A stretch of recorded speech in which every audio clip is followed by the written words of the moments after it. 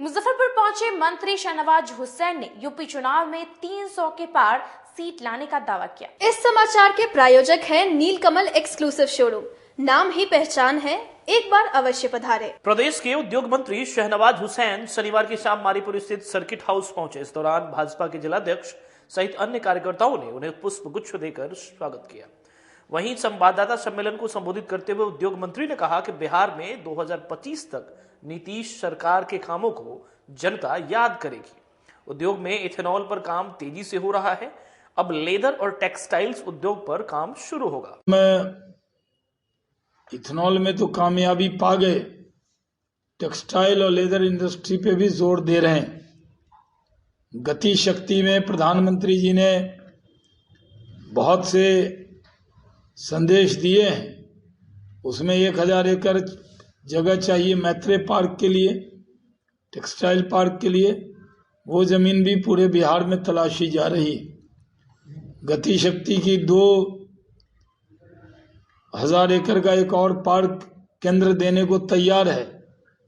उसमें 3000 करोड़ रुपया केंद्र इन्वेस्ट करेगा। हम उसको भी करने को तत्पर हैं। गया में इंडस्ट्रियल पार्क बन रहा है। मुजफ्फरपुर का मोतीपुर का जो पार्क है वो कंसल्टेंट ने सारा डिजाइन बना दिया है। भारत सरकार में अब उस पर, क्योंकि भारत सरकार के जरिए मिला, तो उस पर तुरंत कार्रवाई की जा रही है। जल्द उसका काम शुरू होगा। बियाडा में हमने जो जगह दी थी, उस दिन जो जाके ऐलान किया था कि बियाडा में हम पैसा देंगे, उसका अब टेंडर प्रोसेस में वो रोड, नाली, इलेक्ट्रिसिटी सब पे काम तेजी से बेला इंडस्ट्रियल एरिया में भी हो रहा है। वहीं यूक्रेन मामले पर भी मंत्री शाहनवाज हुसैन ने कहा कि यूक्रेन में फंसे लोगों को लेकर बिहार सरकार काफी गंभीर है। यूक्रेन के पड़ोसी देश से भी बातचीत हो रही है।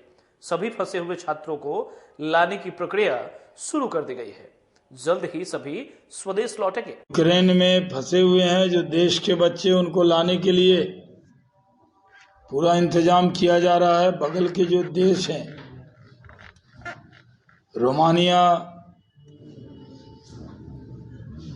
में और बगल में बुडापेस्ट में, उन सब से फ्लाइट लाने की प्रयास की जा रही है।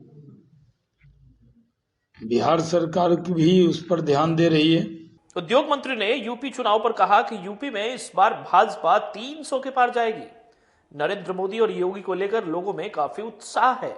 उन्होंने बिना किसी का नाम लिए कहा कि कुछ लोग उनके डाल पर बैठकर उन्हें ही काटने चले, पर इससे भाजपा का कुछ नहीं बिगड़ने वाला।